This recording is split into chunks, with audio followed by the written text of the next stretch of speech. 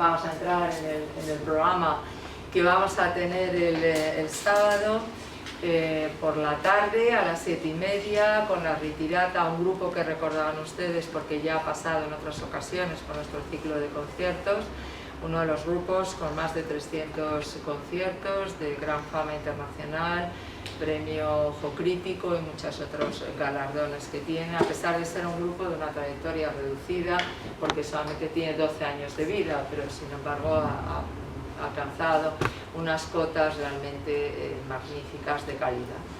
Y bueno, le voy a ceder la palabra en este momento porque ya me han escuchado a mí mucho al presidente de la Asociación Boccherini, un poco porque nos avance el programa, la importancia que pueden tener los tríos de Boccherini, en fin, lo que tú nos quieras decir lo vamos a escuchar con mucha atención.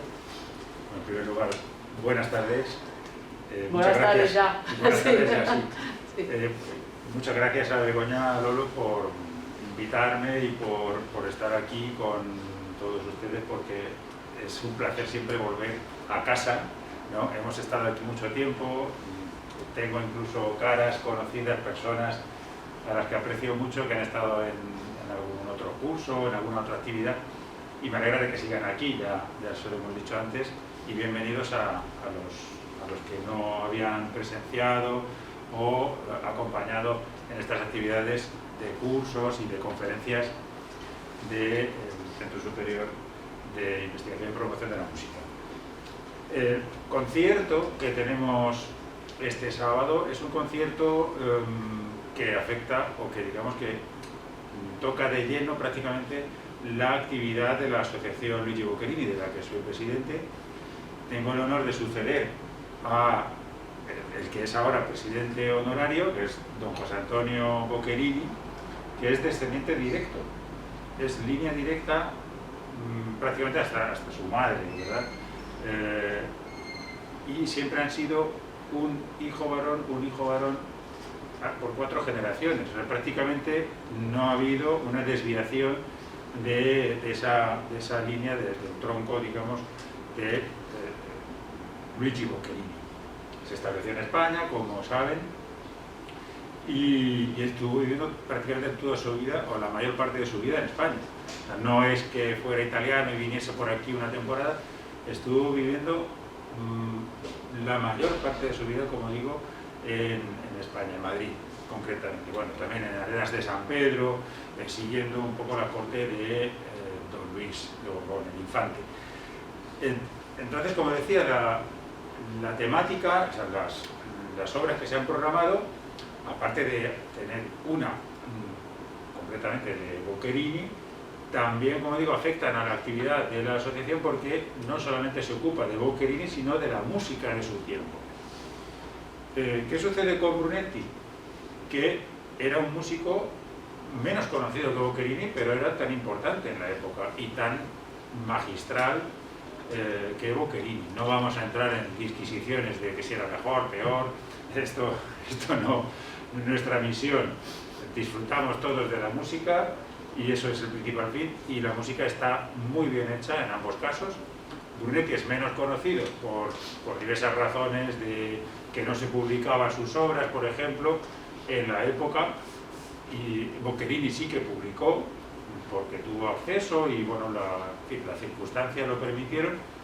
Publicó mucho en su época y por eso se difundió su obra ya en el siglo XVIII y XIX, en fin, y no ha sido una labor de recuperación tal como la de Brunetti, que precisamente eso es algo que hay que agradecer al Centro Superior, que siempre se ocupa de aportar alguna obra, algún repertorio desconocido para estos ciclos de conciertos. En fin, es una gran proeza en estos tiempos, ¿verdad? Que siempre la tendencia es a programar lo que todo el mundo conoce y a todo el mundo le gusta.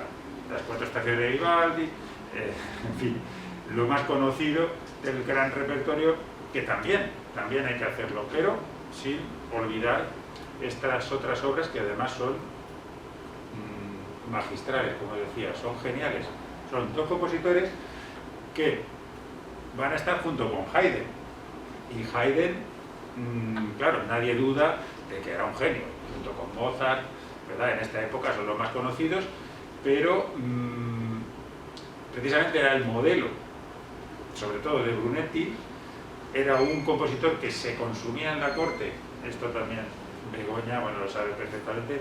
Era un compositor que apenas unos meses después de componer la obra ya estaba aquí, ya era adquirida, sobre todo por la corte del rey, Carlos III en este caso, compraba las obras y el archivo del palacio actualmente conserva esas obras, se pueden consultar y están ahí, o sea, todo el repertorio, sobre todo de Haydn.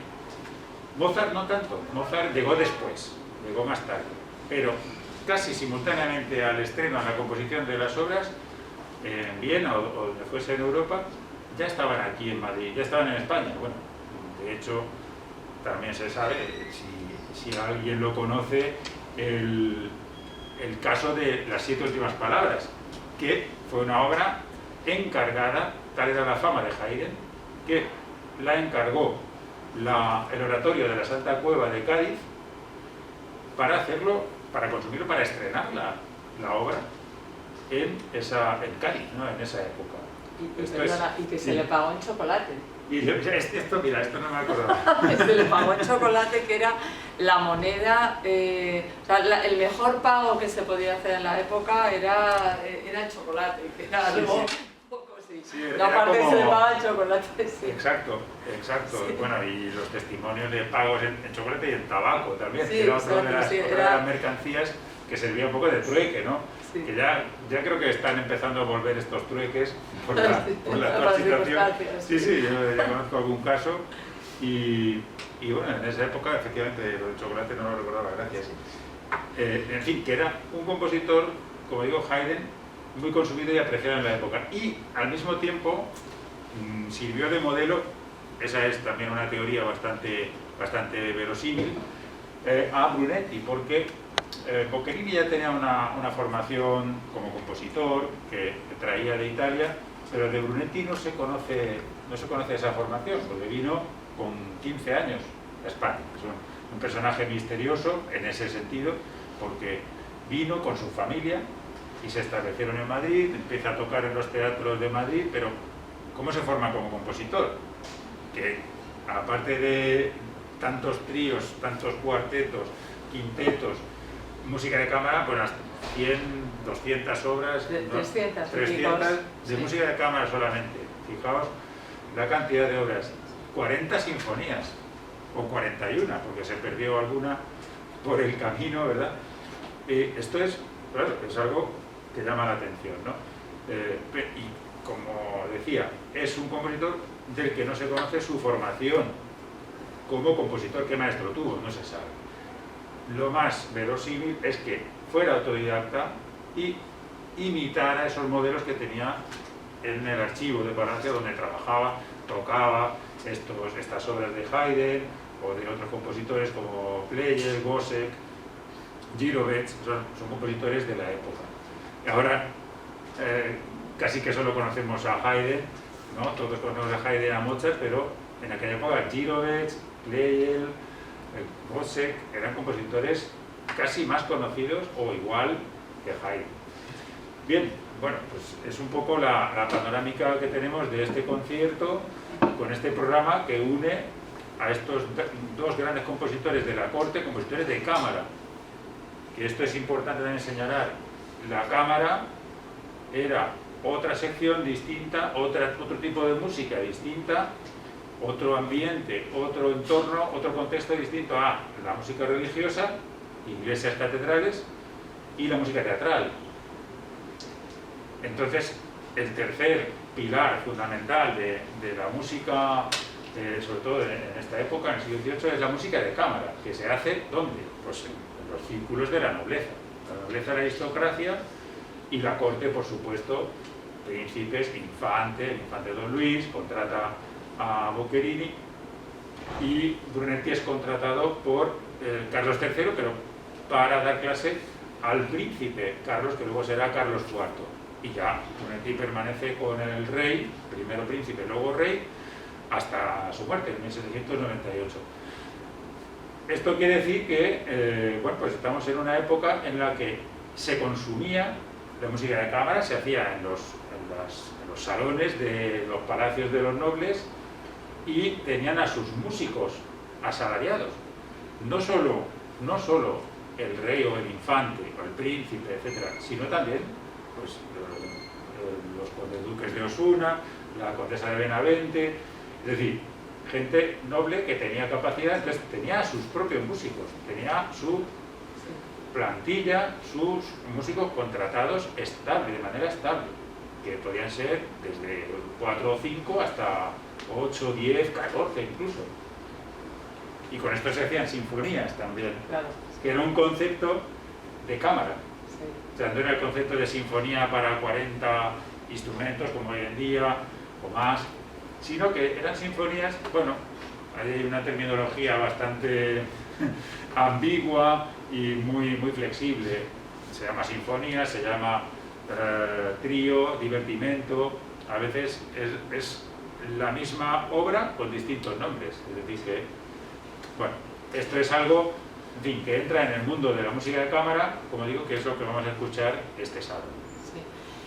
Por ampliar un poco algunos aspectos, estamos en un momento importante en el sentido de que tenemos un rey que fue realmente un privilegio, un lujo en lo que estamos hablando, que es la música, el desarrollo de las artes, pero concretamente la música, que era Carlos IV.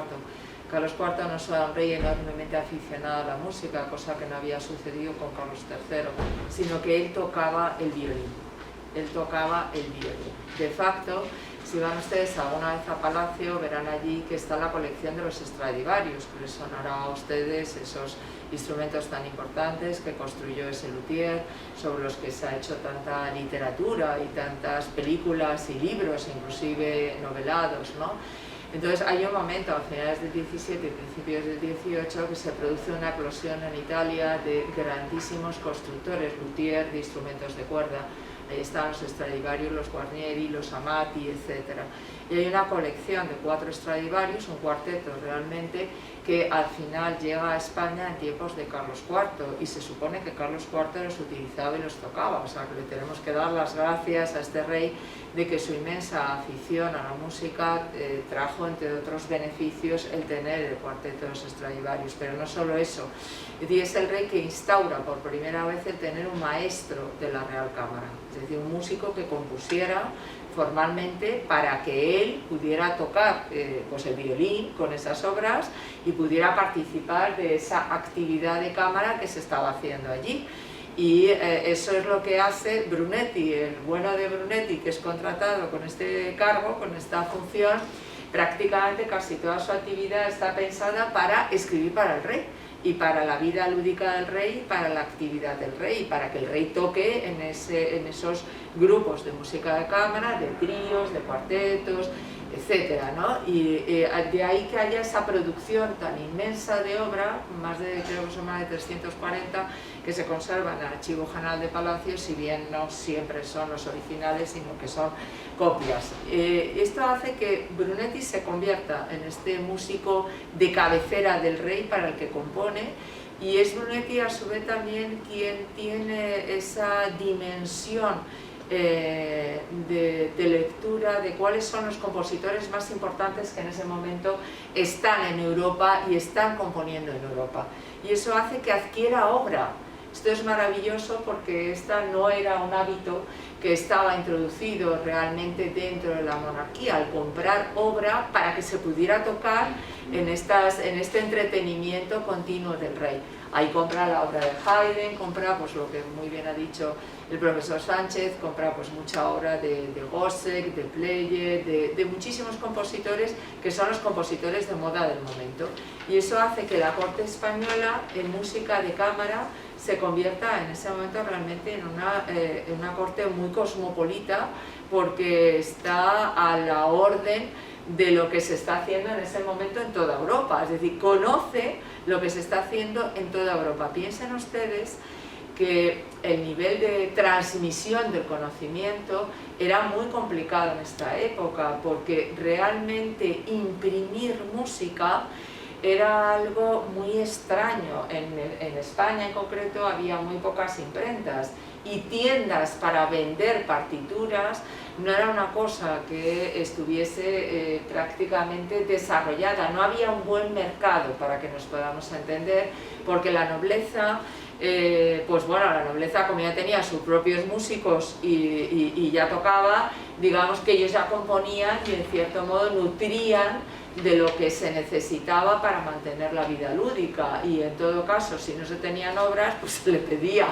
a los duques de al lado, a quien fuera, pues oye, que me permitas hacer una copia, para que nosotros la toquemos y nos entretengamos también. Era un poco el ambiente que había en la época. Entonces, que haya ese archivo tan maravilloso de obras, muchas manuscritas, en Palacio, es algo así como una pica en Flandes, porque evidencia la riqueza cultural que en ese momento existía en la música de cámara, que tenemos que pensar que era la música a la moda en ese momento, porque la música religiosa ya se lleva haciendo durante muchísimo tiempo, la música de teatro con las óperas de las zarzuelas pues también durante muchísimos años y siglos, pero la música de cámara era algo enormemente innovador, y eso tiene una fortaleza en el concierto muy grande, porque además lo que vamos a escuchar, que son tríos, que son obras para 3 instrumentos, en este caso para violonchelo,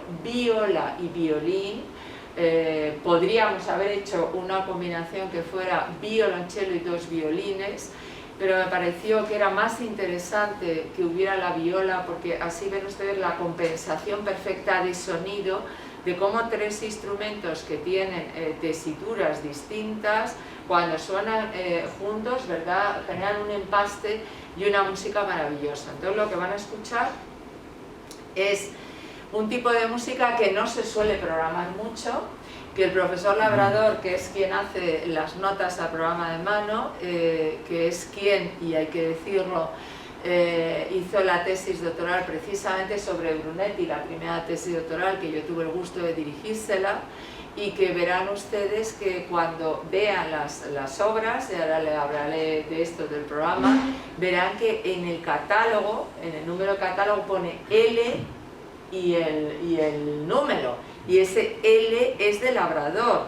o sea que hace tantos años que ese catálogo salió, que realmente es una cosa excepcional que haya una persona tan joven que tenga un catálogo hecho y que ese sea el catálogo que se utilice la numeración a nivel mundial cada vez que se programa una obra de Brunetti. Es el catálogo Labrador el que de alguna forma dirige. Entonces, él mismo en sus notas a programa de mano lo dice que es un repertorio infrecuente y que tristemente se programa muy pocas veces, pero que sin embargo las obras de Boccherini son de una belleza tremenda, y el divertimento que escucharemos de Brunetti pues exactamente lo mismo.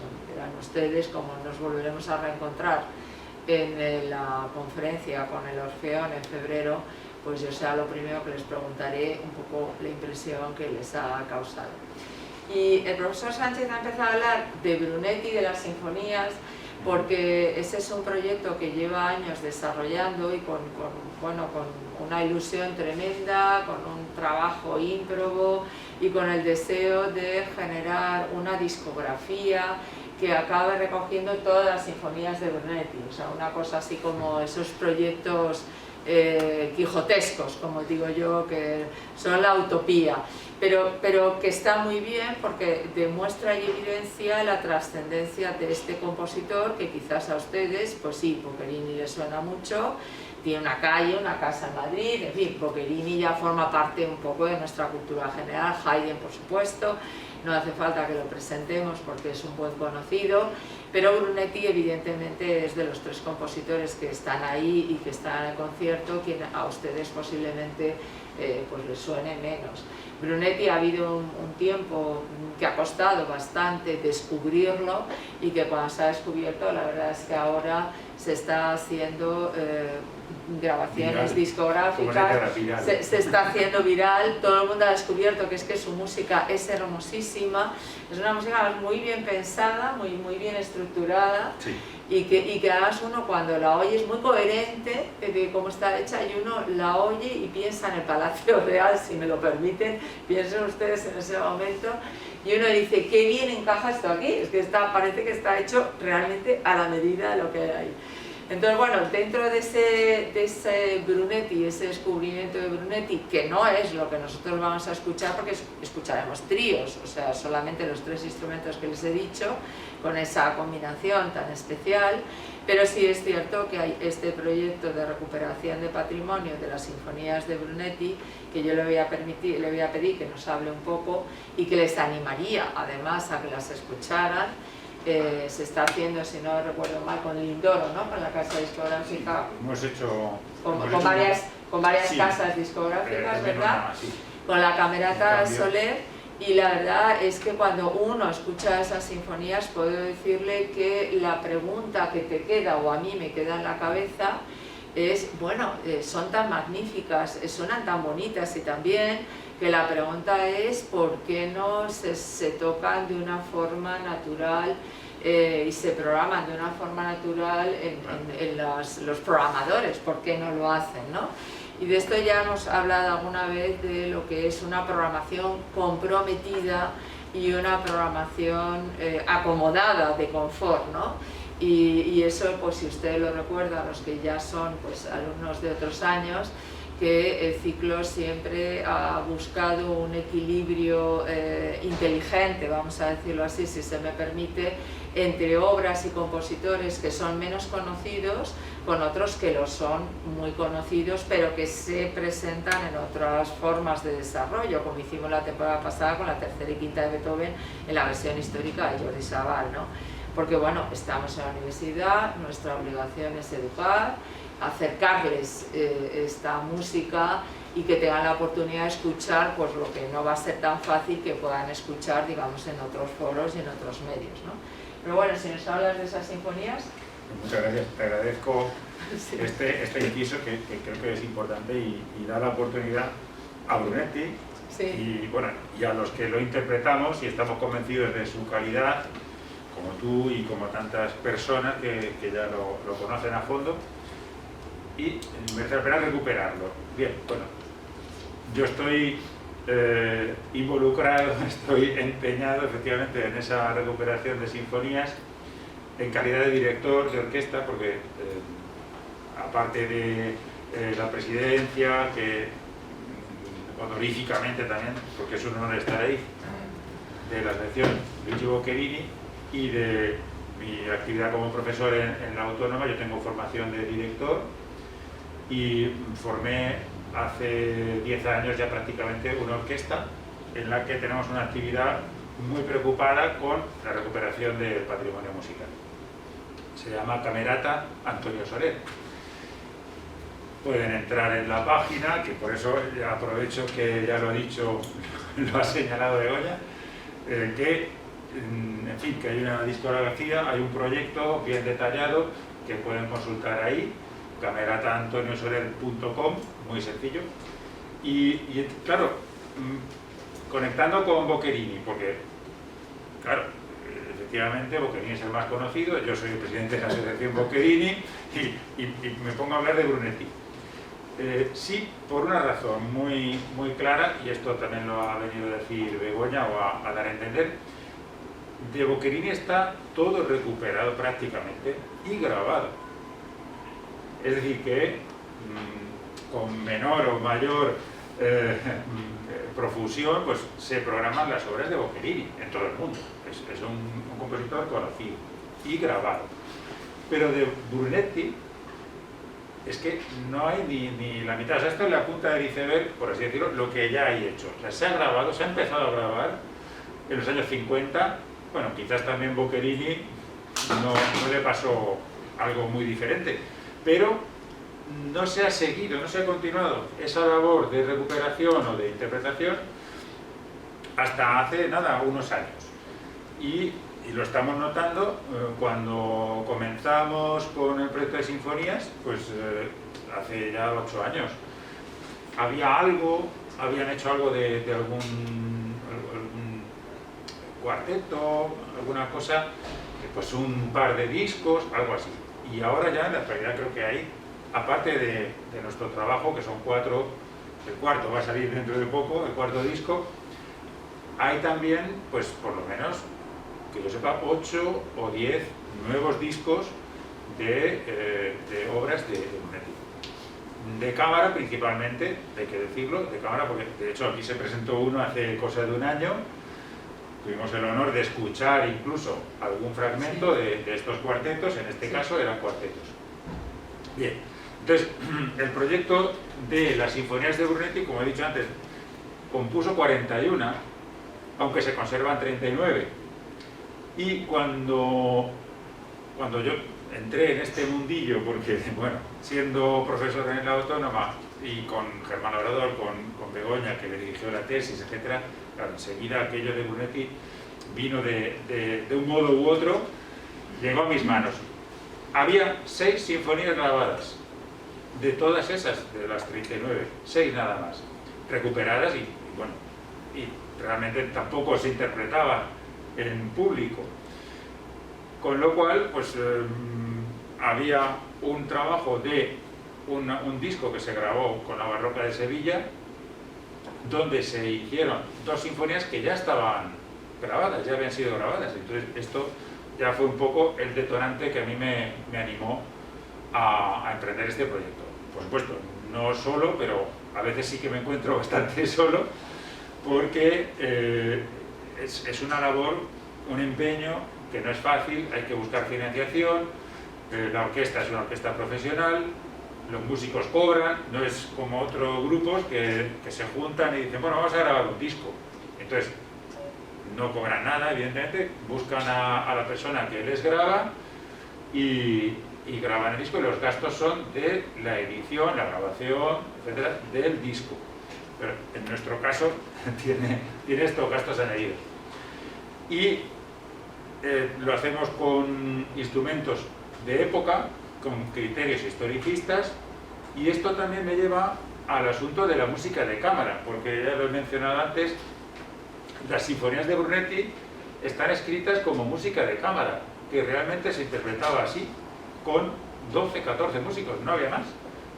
Eran las personas, los criados, entonces eran criados de palacio, los músicos que tocaban estas sinfonías. Por supuesto, también estaba el infante Don Luis, que tocaría un poquito, quizás le dejarían tocar alguna cosa fácil.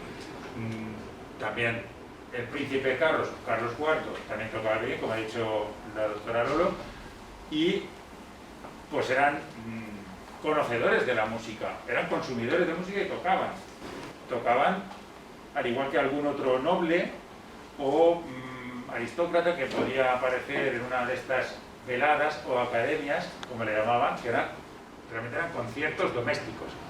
Estas sinfonías no se hacían al público, no se hacían de cara al público. O sea, esto es un concepto que viene después, bueno, casi en esta época ya, ¿no? A final del siglo XVIII, pero empiezan ahí los conciertos públicos, realmente. O sea, no pensemos sinfonías de Brunetti, por supuesto los tríos, los cuartetos, era un entorno de cámara, pero incluso estas obras más grandes, entre comillas, eran música de cámara, se hacían en entornos domésticos, palaciegos, etc. Una de las sinfonías, sabemos con certeza, que una de las sinfonías de Brunetti se hizo en París, en un gran concierto público, como era Le Concert Spirituel, que era, por así decirlo, no sé, como los Proms, si conocéis los Proms, o el Festival de Tanglewood, algo para mucha gente, era algo muy importante en la época, un referente en la Europa de la época. Y eran conciertos donde querían estar presentes los compositores de toda Europa. Y Brunetti, bueno, a través de su hijo, parece ser que estuvo allí en París estudiando, Brunetti consiguió que se hiciera una de las sinfonías en estos conciertos espirituales. Pero es un caso aislado, no tenemos más conocimiento. Quizás otra sinfonía, también en España, en Madrid, se hizo en un concierto público, pero poco más. Bueno, entonces nada, simplemente era ilustrar este proyecto que creo que es importante, ¿no? Sí. Piensa en una cosa, y es que Boccherini, cuando viene a España, Boccherini es italiano, como su nombre indica, ¿verdad? Boccherini, y Bonetti también, pero bueno, Boccherini cuando viene a España viene persiguiendo el amor, esa cosa tan hermosa y tan romántica, y que hoy en día pues casi, bueno, esto de Españoles por el Mundo, ¿no? Este programa que habrán visto y que muchas veces se preguntan, ¿usted qué hace aquí? ¿Qué hace aquí en Taiwán? No, yo vine por amor, ¿no? Conocí y ya me vine, ¿no?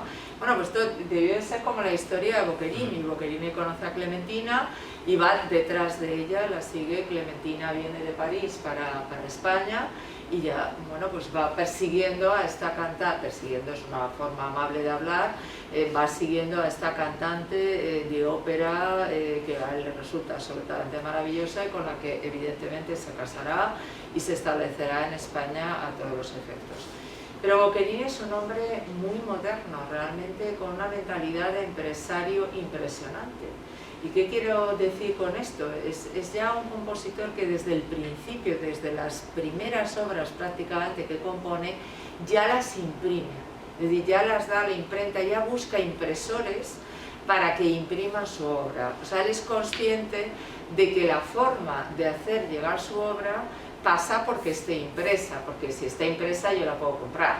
Evidentemente el mercado que había, como ya comentaba antes, era un mercado muy reducido. España era uno de los países de menor nivel de publicación y de impacto en torno a la imprenta, pero Italia, por ejemplo, Francia, son países en ese momento, Inglaterra, los Países Bajos, fundamentalmente Ámsterdam, que es donde estaban casi todas las imprentas, pues eran países muy potentes que sí que imprimían, que no era el caso de España en lo que afecta a la imprenta musical. Entonces, bueno, Boccherini yo le admiro mucho, además de por su obra, que para mí me parece incuestionable, lo admiro mucho por su mentalidad de hombre avanzado y de empresario. O sea, un señor que era capaz de tener una red de marketing impresionante. Yo hice un trabajo que luego no lo llegué a publicar, pero siguiendo la ruta de la obra de Boccherini, Boccherini llegó a imprimir con 30 y tantas imprentas diferentes, repartidas entre Italia, Francia, Ámsterdam, Inglaterra. Eso nos demuestra qué visión, o sea, en una España metido aquí no en Madrid, ahora vamos a hablar de eso, que tú seas capaz de que tus obras las estés haciendo llegar a Inglaterra para que allí se impriman y se conozcan, y a Ámsterdam. O sea, es un visionario, realmente era un hombre visionario. Boccherini entra al servicio, está la famosa anécdota de cuando él va a ver a Carlos IV para ver si Carlos IV lo contrata para la corte, y bueno, pues aquello no funcionó bien, no vamos a entrar en la famosa anécdota, aquello no funcionó bien, y Boccherini pues se encontró con que las puertas de palacio le quedaban absolutamente cerradas. Acabó encontrando acomodo donde el infante Don Luis, que bueno, pues era este hermano de Carlos III de segundo orden, vamos a decirlo así, casado además con una plebeya, a lo que Carlos III pues pone como condición que, bueno, pues si tú te has querido casar con la plebeya por amor, pues es magnífico, pero entonces te vas a ir a vivir fuera de Madrid y de la corte, entre otras cosas, para que no reclamas en ningún momento la posibilidad de ser el rey de España. Entonces acaba en Arenas de San Pedro, que si alguna vez van ustedes, ese palacio maravilloso que hay allí, que recuerda mucho además al Palacio Real, la escalera de subida, pues esa era la casa, vamos a decirlo así, del infante Don Luis, que nunca se llegó a terminar porque el infante fallece antes de que el gran palacio estuviera terminado. Y ahí es donde va Boccherini, pues siguiendo digamos, a quien le mantenía y le pagaba un sueldo importante, y acaba en un pueblo que es Arenas de San Pedro, que si ustedes han ido un día, y si no les animo a que lo hagan, cerca de Gredos, que se ve la sierra y tal, que eso era literalmente el destierro. O O sea, la corte, el destierro empezaba a funcionar a partir de los 200 kilómetros y esto cae un poco más allá de los 200 kilómetros. Es decir, que el rey se encarga de llevárselo lo más lejos posible para que no intrigue ni haya ninguna posibilidad de cuestionar su liderazgo como monarca. Y allí, bueno, pues desarrolla el infante Don Luis realmente una actividad cultural riquísima. De facto Goya llegó a pasar un tiempo allí en el Palacio de Arenas de San Pedro, o sea, es un mundo de una riqueza. Pero allí, no lo olviden por favor, si alguna vez van, les animo a que vean ese sitio porque además el pueblo es encantador. Desde allí Boccherini era capaz, porque allí construye una parte impresionante de su obra en los años que está, era capaz de hacer llegar sus obras a las imprentas de todo el mundo para que de ahí se imprimieran y su obra se tocara en toda Europa. O sea, es que eso se tocó hasta en San Petersburgo, si no recuerdo mal, en Rusia, y se tocaba en todo el mundo. Eso era, para mí, me parece un visionario, alguien que manejaba el marketing personal y su capacidad de saber lo que había que hacer. Frente a eso, por eso Boccherini, su obra, si hoy en día revisáramos, por decirlo así, los archivos y bibliotecas de toda Europa, iríamos encontrando mucha obra de Boccherini impresa o copias que se iban haciendo a partir de las obras impresas, ¿no? Sin embargo, el caso de Brunetti no. El caso de Brunetti es, digamos, mantiene una tradición de lo que era realmente ser un maestro de la Real Cama, es decir, aquel que solo compone para el rey. Como eres criado de su majestad, que es como firmaban, como criados de su majestad, así estuvieron Velázquez y muchísimos literatos y artistas de primer orden, tú eras eso, criado de su majestad. Entonces, al ser criado de su majestad, la obra que tú creabas era de su majestad, que era quien te pagaba, te encargaba la obra y te la pagaba. Y entonces eso hacía que él no pudiera imprimir la obra y que la obra tuviera que quedar ahí. Boccherini fue más listo y como ya traía pues toda esta experiencia acumulada antes de llegar a España, pues negocia realmente, se ve que negocia con el infante Don Luis para que le permita que sí, yo te creo las obras, se tocan aquí en Palacio, tú tienes la exclusiva de la obra y el estreno, pero déjame que luego yo esta obra la envíe a mis imprentas para que mis imprentas las impriman, vamos a decirlo así, y eso permita que aquello fuera circulando. Realmente no daba derechos de autor porque no había ese concepto ya. Las sociedades generales de autores son ya del siglo XIX, pero lo que sí que es cierto es que las negociaba, hay mucha correspondencia de esto, las negociaba muy duramente de que yo te vendo mi obra, pero por tanto, y por tanto, y por tanto, y me tienes que dar tanto. O sea, negociarte, realmente un empresario de primer orden que supo manejar maravillosamente bien su obra. Frente a eso, estamos hablando de dos compositores de primerísimo orden. Brunetti es un compositor estándar del modelo de un compositor que está al servicio del rey. Esto pues como lo había estado Farinelli en el reinado de Fernando VI, como lo había estado Scarlatti en ese reinado al servicio de Bárbara de Braganza, que bueno, pues son criados de su majestad, componen para su majestad, para su diversión y para su cultivo. Y asunto concluido, aquello ya se termina porque la obra, la propiedad de la obra es del monarca, no es suya. Entonces bueno, vamos a ver este mundo, ¿no? Yo creo que en el concierto de contrastes entre compositores muy distintos, pero que tienen una sonoridad que yo creo que refleja la realidad de una música en Europa y de la música cosmopolita que se hacía en la corte española. Sí. Yo creo que, redundando en lo que dice Begoña y apoyando estas teorías de por qué no se ha recuperado la obra de Brunetti, por qué no se ha tocado, en fin, está claro que la imprenta es una causa fundamental, la falta de esas ediciones en su época, pero también en la actual. Es que sucede un poco de forma Repetimos parecida. los mismos defectos. Repetimos los mismos defectos. Quiero decir, las publicaciones de la época efectivamente son inexistentes, entonces se está recuperando, se está transcribiendo toda esta obra de Brunetti que está en el archivo de Palacio y bueno, luego hay, que es interesante, los manuscritos, porque una cosa son las copias, que son partichelas, que las hacía el copista del rey, y eso era propiedad exclusiva, por supuesto, absoluta del palacio, de la corte. Pero los manuscritos, las partituras generales, que era pues como una cosa en sucio, ¿no? Realmente, que tenía el compositor, de dónde se sacaban esas partes para violín, para violas, etc., eso sí que se lo quedaba, eso sí que era algo personal del compositor.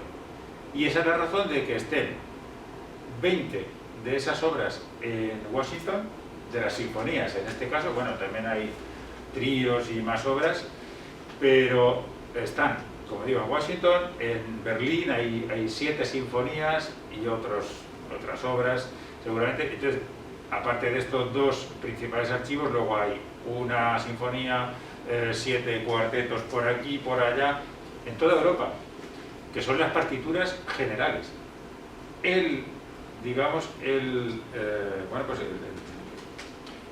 La herencia que dejó, o sea, era algo personal y eso lo dejó a sus hijos o a quien fuese y terminó siendo vendido, lógicamente, a coleccionistas o a gente que pasa por ahí como Louis Labitte. Louis Labitte fue el primer coleccionista de la obra de Brunetti, que tenía prácticamente todo o casi todo, y luego pues terminó en estas grandes bibliotecas del mundo después de distintos periplos. Entonces, a lo que voy ahora es, efectivamente, hay que recuperar esas obras, hay que traerlas del archivo donde se encuentren. Ahora es fácil con las copias digitales, en Palacio también se pueden consultar, por supuesto, y transcribirlas, hacer una edición crítica, que eso lleva un trabajo, etc. Y muchos intérpretes que son o somos, yo me considero también musicólogo propio, transcriptor de estas obras, me voy nutriendo, ¿no?, de este trabajo que yo voy transcribiendo y luego las interpretamos. Pero otros intérpretes no transcriben y están buscando, están esperando, pidiendo también a musicólogos, a los especialistas que les proporcionen estas partituras, porque no existen, ¿no? O sea, están en el estado original, que a veces se pueden tocar, son partichelas muy limpias, está todo muy bien y se pueden tocar directamente con estas antiguas, pero normalmente se precisa una edición crítica, un trabajo de recuperación textual, ¿no?, y de transformación de esta partitura. Esto es lo que está sucediendo. Con las sinfonías, pues ahora están haciendo, no soy el único que hace estas transcripciones, hay otras personas, hay gente editando, tú lo sabes, ¿no?, sin decir nombres, pero que están animando ahora. Yo hablé hace poco con alguien que se está animando, está pensando también hacer alguna sinfonía de Brunetti en este caso, ¿no? Y bueno, pues es la moda, es viral, se está haciendo viral, como decimos, se están publicando ya, creo que han publicado 13 o 14 sinfonías en estos momentos. Sí, y tríos muchos. Y tríos cuartetos. Sí. Exacto. Entonces, bueno, pues eso está animando efectivamente a los intérpretes a programar estas obras, sobre todo los intérpretes especializados en la época, como José Obregón, como puede ser pues la Real Cámara, ¿no?, con Emilio Moreno, están haciendo, claro, una labor ayudándose de estas ediciones, porque es fundamental poder tener las partituras para tocar, claro, si no, es imposible. En fin, yo no sé, imagino que a lo mejor es un buen momento para todas estas preguntas que se están ustedes haciendo. Yo les iba a decir si querían preguntarnos algo antes de que cerráramos un poco. Les ha quedado claro un poco cómo, qué es, dónde vamos, ¿no? Vamos a recrear ese ambiente que se hacía en Palacio en la corte de Carlos IV, ese ambiente cosmopolita con su maestro de la Real Cámara que es Brunetti, la música de Boccherini que era la que también se estaba haciendo en ese momento en España y la de Haydn que nos venía de fuera gracias a esa mentalidad que tiene Brunetti y conocimiento de adquirir obra de lo que se está haciendo fuera, que genera ese mundo de una gran riqueza y de estar realmente en la corte a lo último que se estaba haciendo, a la moda de lo que era la música más importante del momento. Eso es lo que vamos a escuchar en un formato de trío para violín, viola y violonchelo que nos permitirá muy bien escuchar a cada instrumento de forma individualizada y al resultado sonoro conjunto de los tres en un tipo de repertorio que no siempre se programa mucho, el trío, pero que verán ustedes y me lo dirán la belleza que tiene, porque la sala de cámara realmente es una sala que tiene una acústica magnífica, las mejores acústicas de este país, y yo casi me animaría a decir que de las mejores acústicas, o sea, las acústicas muy buenas de las salas de conciertos europeas. Y entonces ya van a ver ustedes cómo van a sentir realmente que se están transformando, o sea, están haciendo un viaje en el tiempo para colocarse dentro de lo que era la música de esa época. Estoy convencida que les va a gustar mucho el concierto porque además el grupo La Ritiata es un grupo de una tradición y de una capacidad ya de un prestigio que es realmente muy reconocido. Añadiendo un poco, sumándome a lo que dice el doctor Doñarolo y agradeciendo también la atención, especialmente una atención espectacular, ejemplar de todos ustedes. Esta necesidad que tenemos de tranquilidad, de paz, nos la va a proporcionar esta música. Sí. Se van a fijar ustedes, estaba pensando, ¿no? También que se fijen en la transparencia, la delicadeza, sí, la sutileza de los matices, es increíble. Por eso creo que es una de las razones por las que no se atreven o no se meten tantos grupos o tantos profesionales, artistas, con este repertorio. Porque es muy delicado, muy delicado, muy transparente todo, y para matizar, para hacerlo bien, con afinación, con instrumentos defectuosos, digamos, de la época, es muy complicado. No, y que necesitas tener unos artistas de nivel impresionante, porque aquí cualquier desliz que haya, cualquier problema, se nota, se nota de una forma espectacular, porque además la sala de cámara tiene una acústica chivata, que decimos los músicos, que enseguida salta que ha habido un pequeñito defecto. Es un poco el martirio para los músicos, pero también el reconocimiento de la calidad que tiene el concierto y que tienen ellos como artistas y como intérpretes. Bueno, lo dicho, mucho ánimo, suerte y felicidades.